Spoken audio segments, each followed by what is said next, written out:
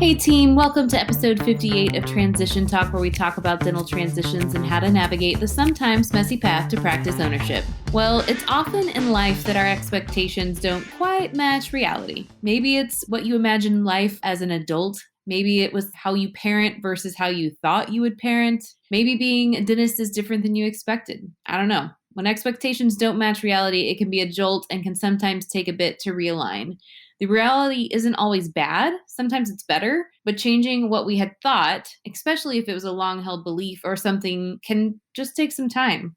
Transitions are certainly no different, and not only is there a risk of expectation versus reality, but there's also typically some emotions involved, which makes it harder to differentiate the two. Today, we'll talk about how, as a seller, you can manage the expectation and reality of your transition. Hello, Mr. Loretto. How are you? Miss Ratcliffe, how are you doing? That sun shining in on your face. I know. Listen, on that whole expectation thing, this is kind of goes into kind of what's going on with me and kids right now. And my expectation was that kids wake up as first year college students at 7:30 to 8. We're making breakfast together. We're talking something positive. They're wanting to help me clean up in the kitchen and talking about their day. They're going off into their part-time jobs they have over the break. Everything is positive and straight A's, and they're very career oriented. Yeah, I think I should have had maybe a seller parent consultation so that my expectations would not be this far down. And the reality is, the two little suckers are back at OU. And this is really bad for me to say, but I think we both needed a little break. I'm pretty sure you probably did. I mean, my guess is reality was like 11 or 12 or 1. You had to make them get up. And then there was like always dishes in the sink because they random grilled cheese and then ask for money. Yeah, you don't have to be a detective to figure out what Cole Loretto ate at about 3 in the morning because he leaves all evidence out on the counters. The drawers are open. It is special. I got a good bye. That's what I got yesterday when they both went, "Bye, Dad. See ya." Like, hug it out. Let's have some tears, something. I'm like, my expectations, Christy, were super high. Now I'm just like, okay, they're both alive and they say goodbye, so I had to have an I'm adjustment. trying in 2021 just set the bar like a little lower than I think it should be. And then I'm like always excited by whatever happens.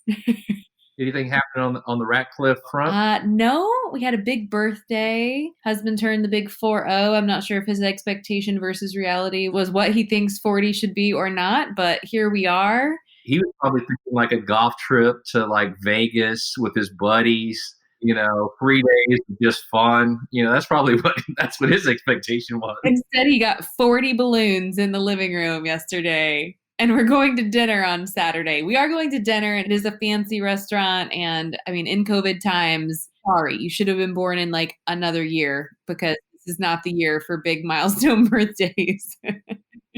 So Well, cool. Looking forward to this me episode. too, and I feel like there's a little bit of this that goes into every transition we do. Like at some point in any transition, we kind of have to have like an expectation versus reality conversation. And sometimes it's really early on.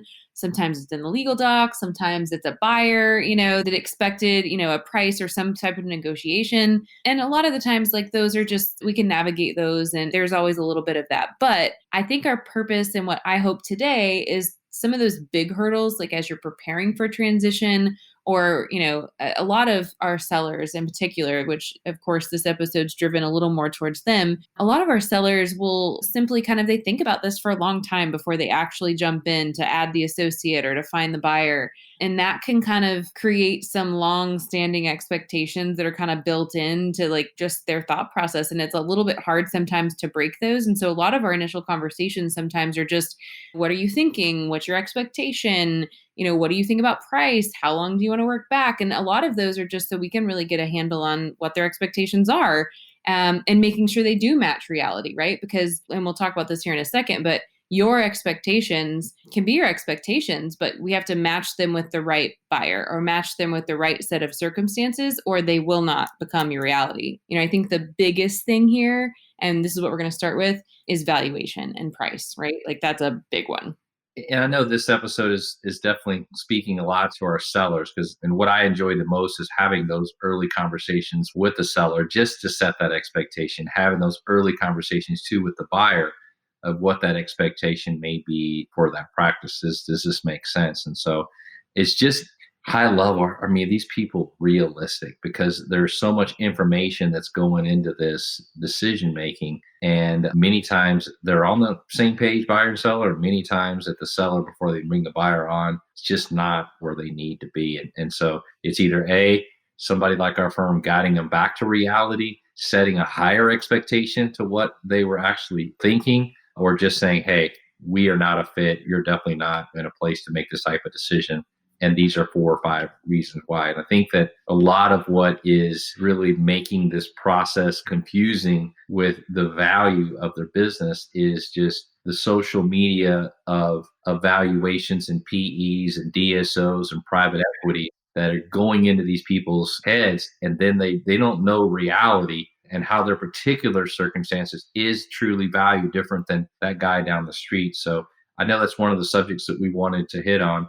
And I know that you deal with a lot of this as well. So what do you want to kick off there on that topic? Yeah, for me it is, we're big proponents of education and gather all your facts and do all your diligence. Valuation is also one of those things where I think you kind of have to be careful, right? Because there's so many pieces that go into evaluation. I'm going to talk just like private valuation first, then I'll tackle that PE DSO thing. But there's so many pieces that go into what evaluation is, right? We can generally say valuations range from the average practice that should value at 70%. Well, we know that what's your profitability? What's your transition plan? Where's your practice? How old is your equipment? Or is it computerized and digital and referral based? And there's all of these things that go into it.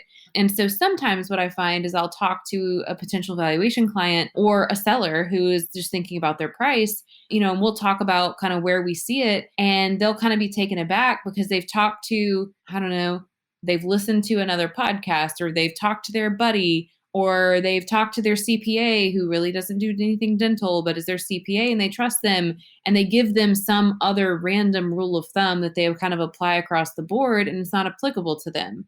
And so for me, I want you to go and gather facts, but you have to gather complete facts, right? Like not just like one opinion and there's all of these multiples or, questions or terms that you're not aware of. Well, then you can't really use that as a comparable. You can't say because my buddy 2 states over got 110% of collections that I'm going to. And you also have to know what that source is coming from. Is it someone trying to sell you something? Is it someone who's going to get a percentage of something? Is it even the same specialty? Do they know dentistry? So there's a whole slew of things that I think you have to be informed about as you gather your facts, right?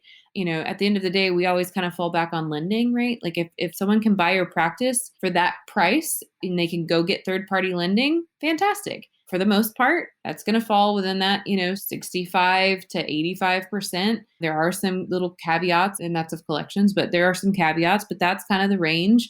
And then someone who is going to need to know more about your practice than just the collection level in order to give you an estimated price.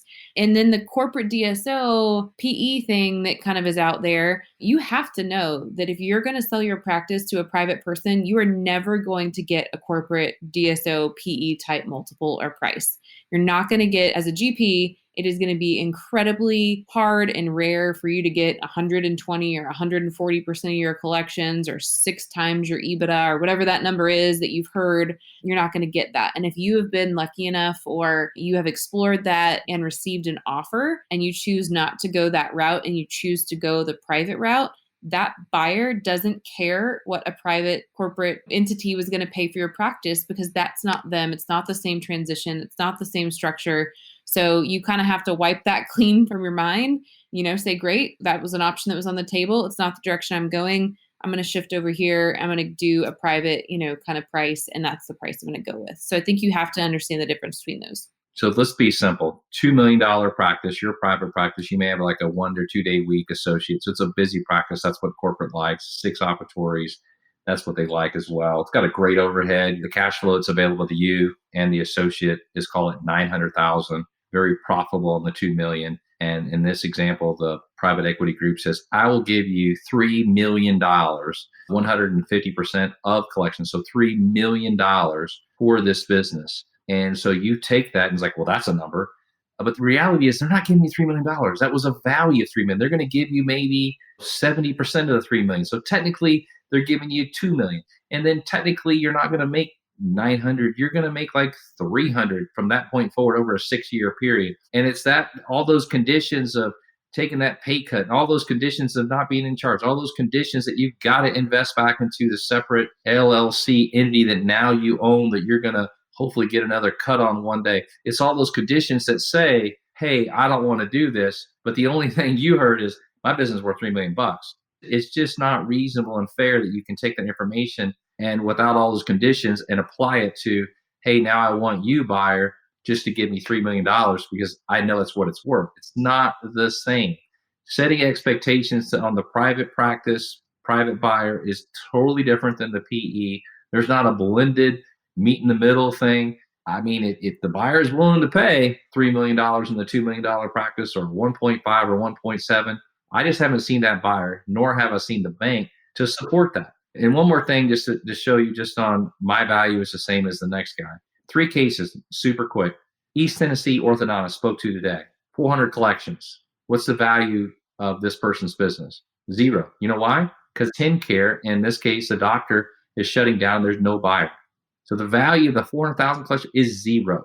The value of the million for a practice in Ohio that has a 30% overhead nets $1 million. What's the value? Zero, because he never found a buyer. What's the value of a practice out in West Texas that did $1 million of brand new, beautiful equipment where the doctor passed away in December? What's the value? Right now it's zero because there's not a buyer. So regardless of what DSO, regardless what percentages or your buddy down the street, you always have to have that buyer, in this case seller, and can be reasonable of what your expectations are and what their expectations are. And we just can't use a bunch of these what if, well, this guy or that guy, and just apply it and not look at any other things tied to it. It's your individual practice comes with risk. And that's what taking a look at all these risks, and that obviously what your team does, can set real expectations for a value for that type of business. It makes me think of this. So essentially like a valuation, right, is putting a price on it. But the true kind of definition of what a fair market value is the price that a willing buyer and a willing seller will pay for something, right? When we do a valuation, we are trying, and anyone else that does a valuation, we're trying to kind of pinpoint what that price is if those two parties existed. But like you said, if there is no buyer, there is really no price. And we ask this question all the time for buyers when they're saying, hey, I might buy into this practice, but I don't know. Our question is always like, well, what is your other option, right? Like if you don't want to do this, what's your other option? And I think the same question can be asked of sellers, right? I have this seller or this buyer who's willing to pay X, and it may not be what you want. Well, what's your other option, right? If you can just hang around and keep working and it's not a health problem, just keep doing it then if you're not happy with that price that's been put forth. But if you need to sell, or you have to sell for health or other reasons, or you're just tired and you want to sell and you're in a hard area to kind of market and find someone, that may be your price, right? You have to be okay with that, but you can't just have a number that you've had in your head and say anything else that's put on the table doesn't fit, right? Like we'll always fight if we feel like, hey, a price that's been put forth isn't fair, doesn't represent, or there's someone else out there who we know is willing to pay for this other piece. That's not what we're saying, right? We're not saying accept anything, but it's very much a, hey, be realistic about what you have and what the opportunity is and your pool of buyers that are going to be willing to pay whatever you're asking or whatever your expectation is. So, okay, another one that I always run into a bit, it's a little touchier of a subject, expectation versus reality for a buyer's goals, okay? So what I mean by this is I often work with sellers who feel one way or the other, and this is really catered towards walkaway sales or you're selling 100%. I work with sellers who say they're almost offended when a buyer doesn't need them or want them to like mentor, right? They don't need that. Maybe it's because they're experienced. Maybe it's because the practice is smaller. Maybe it's because the practice is like the opposite from a technology or process standpoint of what they kind of envisioned it will ultimately be. And so they don't feel like they need the seller. There's oftentimes this kind of hurt feeling. It's a little bit more emotional and ego. And it can really kind of drive a little bit of a wedge, right? Because it comes across, even when the buyer doesn't make it seem, it comes across a little bit disrespectful. That's what they hear, right? Even if the buyer has done it super respectfully and not in a negative way, that's tough Any advice for that point? Because it's a hard hurdle. Yeah, on our little pre-recording meeting when we talked about, I was like, "What do you mean here?" And I was like, "Oh, girl, you're going there, huh? This is you're you, you're about ready to hurt some people's feelings." The younger Christy would have held back on that, but older Christy's like, "No, I'm going to go there." Well, I'm gonna go No, there.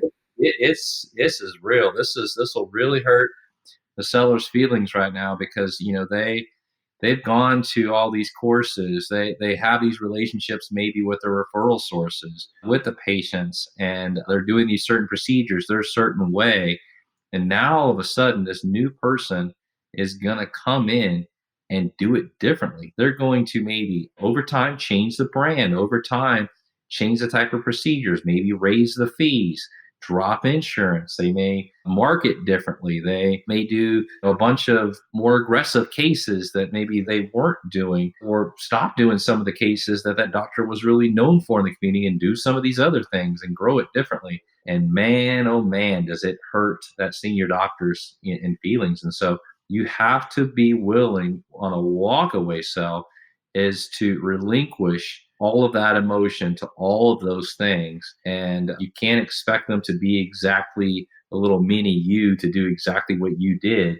And if you can find the mini me that is perfect and took all the classes or wants to take all the classes, and it's just like it's perfect, like your child, you're bringing in your son or something, your daughter, that I got it. That's beautiful, but it doesn't always work that way, and can't be offended, by them wanting to do something differently. Yeah. And I think that's the thing. I think it's if well, there's two things here. You have to know what you want. Do you want to mentor? Do you want someone who needs that? Because most often there's a buyer we can find that might be able to do that and fit that kind of need that you have from a transition standpoint. The other thing that I always tell sellers is to kind of, because look, I am by no means saying that there's not a huge piece of this transition that's personal, but there's also a part of this that's just business, right? And so you kind of have to, with every feeling, I always like to kind of try to say, like, talk to yourself a little bit and be like, okay, is this like emotional thing or is this like a business thing, right? Most often, if you can kind of bifurcate those two and like think back, like we said in episode 57,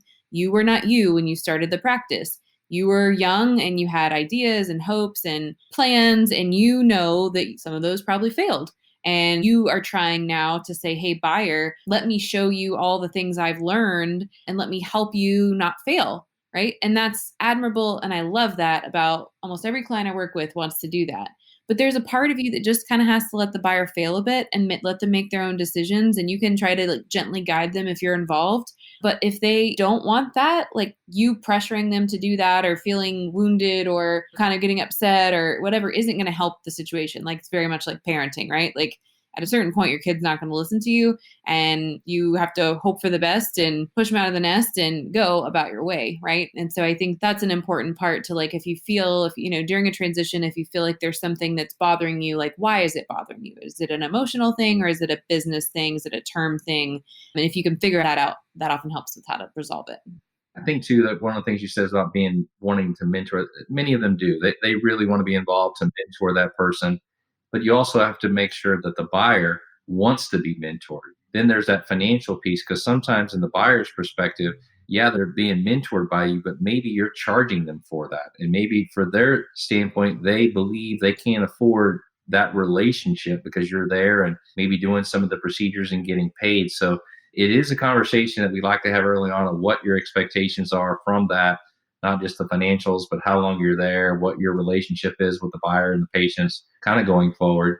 And then also for us to have that same interview and set the expectations for the buyer just to see kind of what they're thinking. That's why I love giving budgets for the buyer when they do buy the business of the senior doctor staying on. It's not necessarily 35% of collections, but it's the number of days that perhaps that you might want to work. It's the number of days for the year.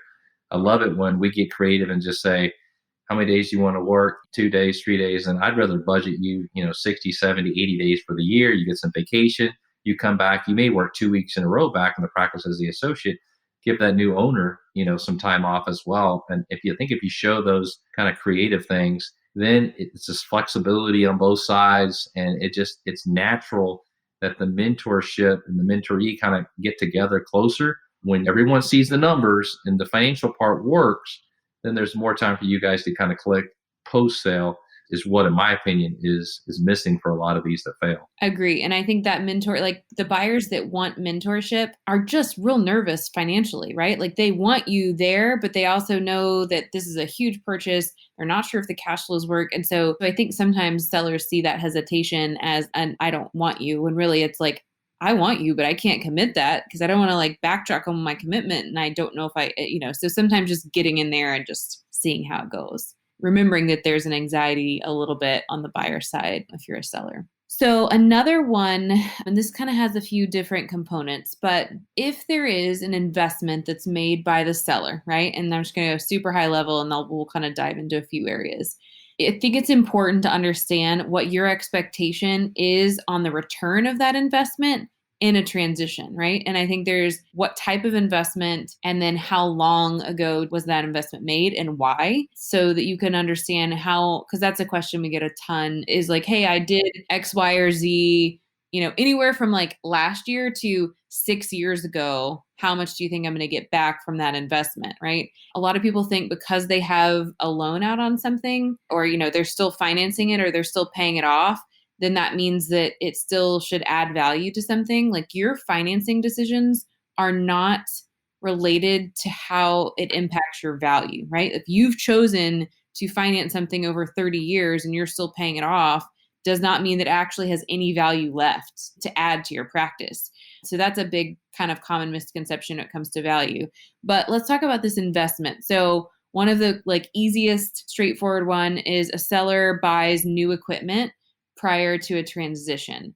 How and when does that impact the transition and the value? So I love my equipment people, but typically equipment people will say, hey, Dr. Jones, you need to get this practice updated. You need to do this, this, and this. Go ahead and invest like $300,000 so that you have something that's more marketable and that you can transition in the future. And that sounds really good. And you make a $300,000 investment. And sure, it's nice and pretty. And yes, it is more marketable. But the reality is, we can look at this just like a home or any other type of investment. If you have $1 million business and it makes 450 grand and it's got some outdated stuff, and a year from now, or 2 years from now, or 3 years from now, it's $1 million and it makes 450 and it has nicer stuff, what's your value? Not much difference. A little bit more, but if you put 300 grand in this thing and make it nicer, it's not worth 300 more grand. If I do the same business today that on older stuff, my value might be 800,000 in that example. And if I put 300 in, it does not make this business $1.1 million. So you need to know that. So number one, start from there. Number two is buy equipment because you need equipment. Buy equipment because it's not working. Buy equipment because it's making you more efficient, and make the investment in the practice over time. I actually like to make these equipment purchases throughout the years, not just all at one time. Keep it all updated along the way.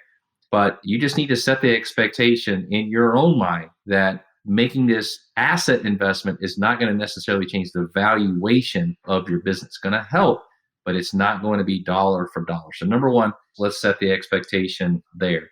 Second thing I would say is, if you have an associate in that business, have a conversation with the associate. And the conversation is going to go like this. Hey, associate, we have a $1.1 million business. My goal is that we grow the business. I know that if I make some capital improvements to the business, I may not get dollar for that, but I know that we need to make this investment. So I want us to understand and be on the same page that if I go out and spend $200,000 or $300,000 today before you're an owner, I'm not going to get 100% return there. All I'm asking you is, when we value this business, that we look at this maybe loans separately together and potentially take over that loan or do something that we can meet in the middle, because I just don't want to take a hit on it. And if not, I'm not going to invest at all. And we're going to use broken equipment for the next 3 years, then value. So you want to at least educate that buyer. I'm not saying be cheap about it, but I'm also not saying let's go get CT machines and 3 lasers and a brand new CAD cam and ADEC equipment and finish out the office, and then you to be let down 6 months or 2 years from now that, quote unquote, you're not getting a good value for your business and Kane Waters or NDP, you don't know what you're doing. Someone didn't set the expectations. And so that's what this episode is about, is setting expectations before you make these major investments. Yep. Another one that we see a lot is the startup office that like someone's going to do a satellite, right? And so they do this startup and they do it, and maybe either they didn't plan for a transition or they thought it might make it more valuable or whatever it might be. And now they're either trying to sell the whole thing, or more commonly, they do it and they realize they actually can't do both, and they try to sell that satellite as its own kind of offshoot. Let's talk about that. Perfect example. So take it, let's say it's a 1,300,000 practice is successful. We've got this D4 coming in. In the meantime, it's another location 5 or 10 minutes down the road. I'm going to be the investor in this example, Christy. I'm going to be bringing you in. This guy down the street that's 10 minutes, he sells this practice. I basically tell you, hey, I'm going to buy this business. I'm going to get it set up. I'm going to put all this money into it, $500,000, and do a startup in that location. The bottom line is I have a financial commitment in that. I bring you into that, and now you want to become maybe a partner in this overall business. So if my first practice stays at 1,300,000, but I put, let's say, $500,000 into this new business, and let's say that new business is only doing $400,000. So what do you think the value of that $400,000 business is? Well, I don't know. It's not worth much because it's not collecting much. It's not profitable. It's anything, it's probably a drag on the overall office, the overall $1.7 million machine. The reality is, I don't want to discount that. I don't want this. I put 500 grand in this, and I know it's growing. I can see that the marketing is just kicking in. Now we're at 40 new patients a month. A year from now or 2 years from now, this is going to be $1 million business based on these new homes, based on this. So I don't want to sell it too early and not get a return on my capital. So at the same time, I don't want to lose the associate, because associates, like, if you let me buy in, I'm walking, right? So now same things, the expectations haven't been met. So the buyer needs to understand, I made this investment. This is where it's at. Once it gets to here, this makes sense that you buy in. I just don't want to lose money on the investment, Christy, when you're buying into the 1.7 million. If you can hang out and wait for me, or if you don't mind paying a little bit more, the 1.3 is valued here. We may have to value this 550 location. It's only doing 400 at 450. That's a little high, more than 100% of the collections of that. But you see all the equipment, you see all that, and your expectations are real. Buy into this 1.3. We'll do an equal partnership on this thing over here, but let's be flexible, right? So that's setting expectations from now from the seller, but most importantly, the buyer, so that we don't try to sell something to the buyer a year or two down the road, and they're listening to podcasts basically saying, well, why would you ever buy that? That doesn't make sense. And so again, you got to hear the entire story here. And so sometimes the valuations of those small little startups don't really make sense. We just need some time to let them kind of grow. Yep. I have a buyer we've actually been working with him for a while, but we looked at an opportunity probably about a year ago, and it was a similar situation. Like, an established doctor had started a startup because he saw an opportunity, finished it out. It's great, kind of doing really well, but he had a primary location, and just distance wise, the seller, it wasn't working, right? And so he wasn't really investing the time in the satellite he needed to, but the price he's wanting is extremely high, like probably 20 or 30% more. But it's because he knows what the opportunity is. He has an investment in it, and he's like, hey, this is what it is. Well, our buyer kind of said, no, that's too high. I'm not willing to pay that. I'm going to go explore these other opportunities. I'm going to work as an associate. Well, a year later, he kind of can't get that practice out of his mind. The practice is still doing well. And so now he's kind of come back and said, hey, I am willing to pay more for that, right? But the seller basically said, hey, look, this is what I'm willing to take. This is what the practice has the opportunity to do. And I'm happy to hold it until like that's reasonable or you're ready to do it. So I think that was like very clear communication. They both kind of separated, and now kind of it may work out. The guy goes back and is willing to like pay more, and the seller's willing to find like seller finance because he understands the lender's not going to necessarily be able to give him what he wants. And so, expectations and reality, like seller had his goals and buyer now is like coming back around. So I think it's one of those things where, as long as you, seller, are willing and understand that like what I'm wanting may be outside of the box, and I'll either find someone or I'll adjust them, right? Like you can either wait it out and find someone who agrees with you and sees things the way you do and has the capacity, or a lot of times what happens is you hear the same thing from enough buyers and you realize maybe, hey, if I want to do this, I may have to change some component of what I'm offering. And then that's how a deal gets done. So, Yeah, so let me flip it now to show you what it's like for a buyer consultant. So let's just say in that practice, which I know what you're talking about, is doing 600 collections and it's got doctor production booked out, it's fee for service, it's all nice and new, and the price is 600,000, 100% of collections for a GP type office. So it's unheard of. You wouldn't necessarily pay that, except if you can sell me on why that it's worth more than that. In this example, it's got all new stuff, it's where you want to be. The doctor's literally only open 2 days a week because the doctor is running another 3 day a week practice 15, 20 miles away, and they're doing 1.2 and they just can't keep it up. So that's the reason this practice is stuck at 6. It's easily going to be 1 million if just somebody was there. And there is no other opportunities. You love the area and you can see it and you like all the equipment, the finish out, and it just makes sense for you. Then yes, it makes sense that you overpay, quote unquote, 150,000.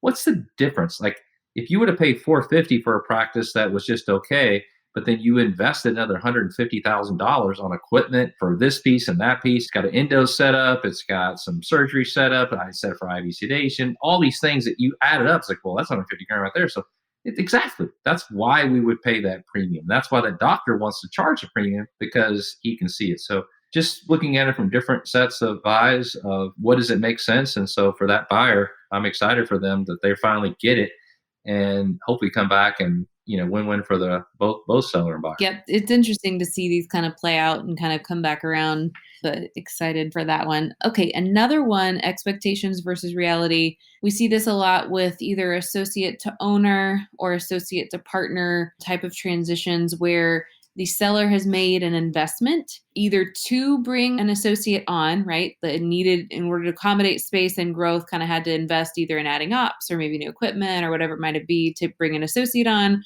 or that associate was maybe going to bring a new procedure or was a specialist, and therefore the seller or owner has to kind of invest in order to make that possible, right? For that associate to be able to work there. Oftentimes when we get to transition, whether it's 1 year or 5 years down the road, the question or the comment sometimes is, but I made all of that investment to bring this person on. How does that play into the value? Right. Okay. So Right. let's talk about that. I'll start with the buyer because I think it's so comical.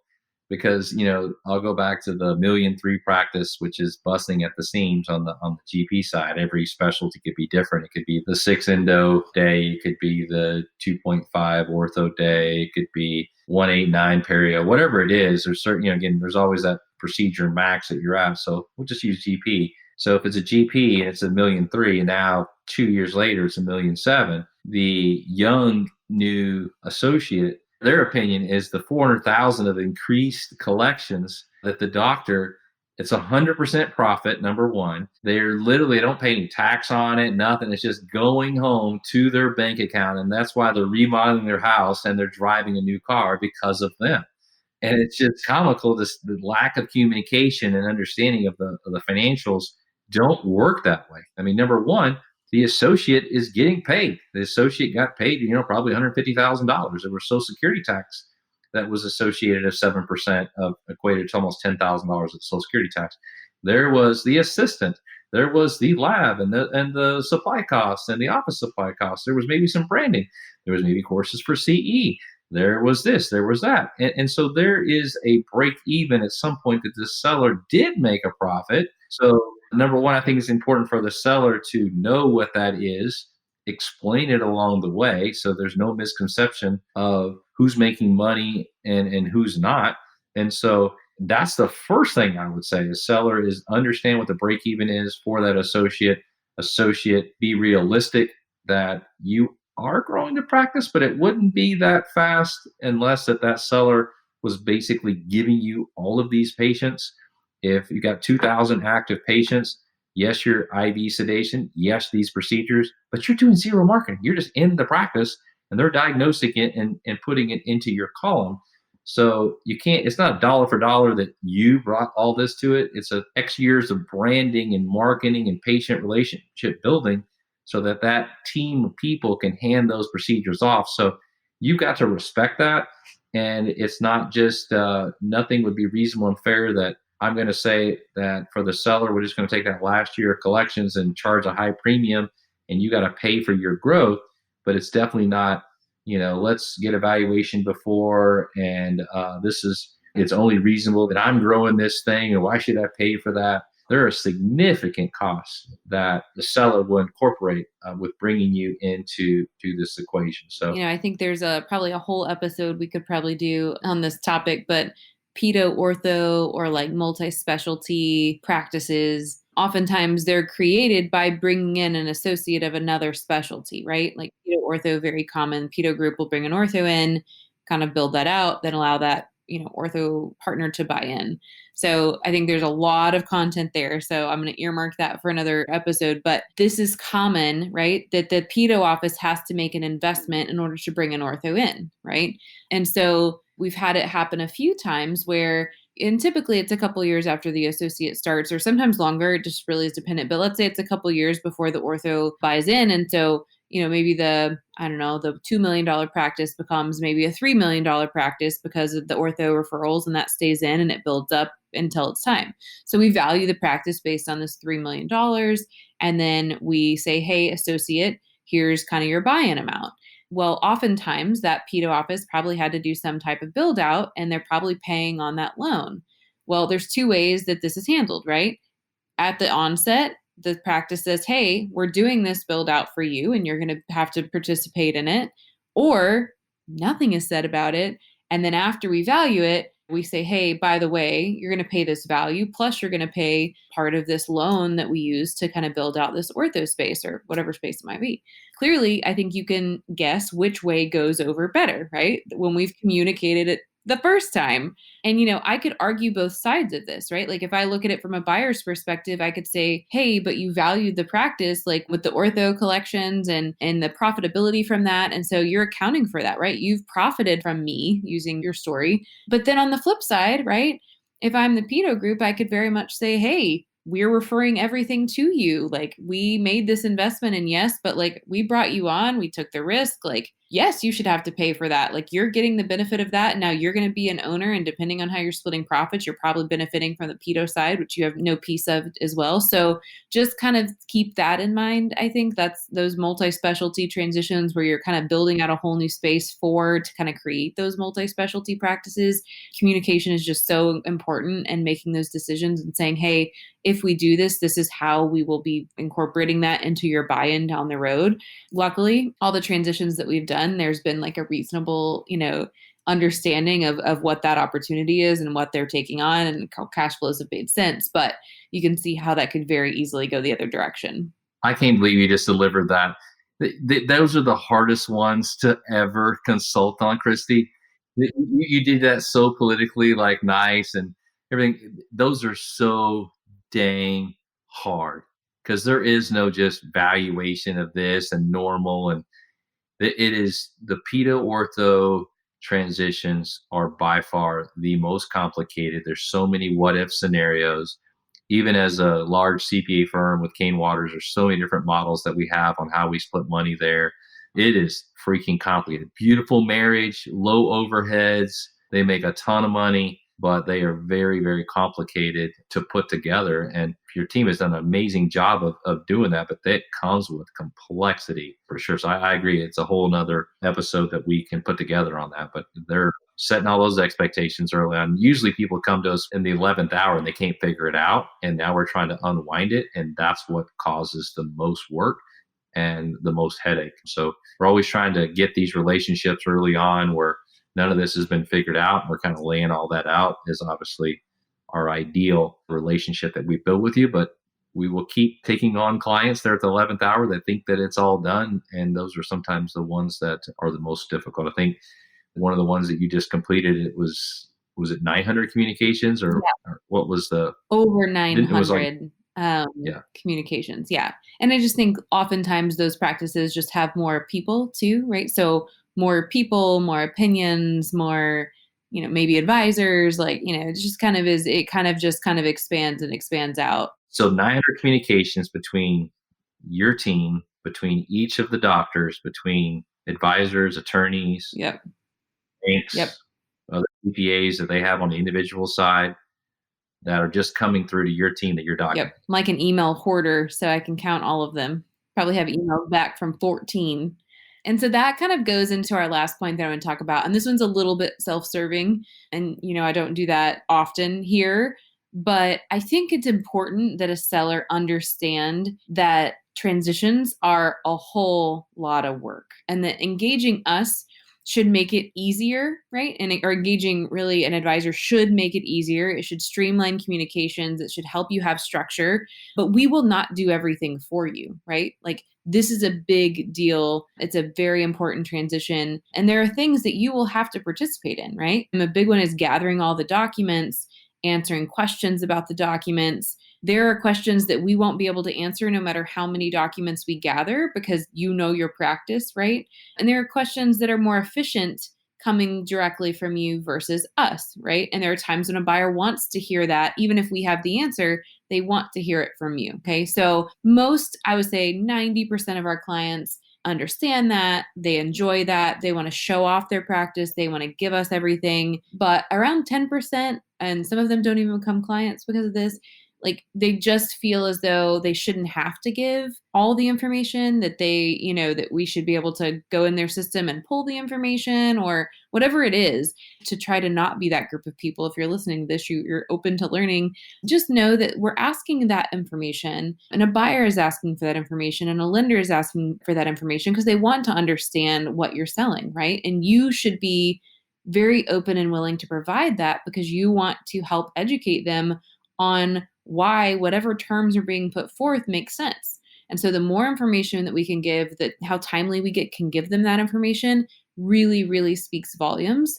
And not giving them information or not being able to give them information says something, even if it's not true, right? It says that either you're trying to hide something, which is rarely true, or it says you can't provide the information, which makes a buyer nervous that you don't know your numbers or you can't pull your numbers. And therefore, how do I know what's being pulled is right if you don't know how to get it? So I'd say all that to say we are help and we guide our clients. And, I can't tell you the number of times I've Googled, how to pull certain reports from these one-off systems that we don't hear about often that, when a seller doesn't know how to use them, and we will kind of do whatever we can to kind of help you gather the information. But I think going into this transition process with the expectation that it will be a lot of work and an expectation that emotionally it will take up a lot of your time too, right? You will think about this more than you think you will, I think is really important, right? And if you're in a situation where you have the ability to know and plan for when you enter a transition, then take that. I know that's not always everyone's case, and sometimes health or other reasons cause you to need to transition at times that maybe aren't ideal personally. But, I wouldn't go into a transition right before I had a baby because you're probably thinking about a lot of other things at that time. It's probably not true, but there's just life things that you're going to need to focus on. And if you can choose, just know that it's going to take a lot of time. I have a seller right now who basically said, I can close to March 1st. If I can't close by March 1st, I'm going to close April 15th or beyond because I'm having a grandbaby and I don't want to think about anything related to this transition in between March 1st and April 15th. And I love that, right? And so we can set goals and rules, and we've told the buyer that, and we've told lenders that, and we're going to meet March 1st. But if we don't, he knows that his ability to focus is going to not be there in between, that next month. And so we're going to accommodate that. So I think that's just important to kind of know as you kind of start to go into transition. Would you do a surgery on a patient without full x-rays? The answer is no. You need to know that patient before you do that. Kane Waters asks for every financial part of their personal life and business life so they can develop a plan. At NDP, we're asking for every part of the business you're either buying or the business that you're selling so we can understand it, to explain it to you, to set expectations to the buyer, to establish and show them why it's worth what it is, to the bank to support it, and to the both of you to address your questions of why something is going to work or not going to work in perhaps a partnership, or when the two of you are working together, post close. You have to get it. So just reiterate, it is a lot of work, but it is one of the largest assets you have on your books. And so you just need to make that investment into gathering the records, finding a good team, and then allowing them to guide you through a very, very emotional yet very large financial decision. Yep. Absolutely. So anything else you can think of before I wrap us up here today, Mr. Loretto? No, just pray for my son to say more than just goodbye, dad, and hello, dad. That's my ask. From transition to children, we cover it all here. All right, that's all we have for today. Thanks for joining us on episode 58 of Transition Talk. We love doing what we do and we love talking about it. So make sure to share the transition love with those who may not know of us and subscribe wherever you listen to your podcast. Until next time, friends. Awesome. Thank you.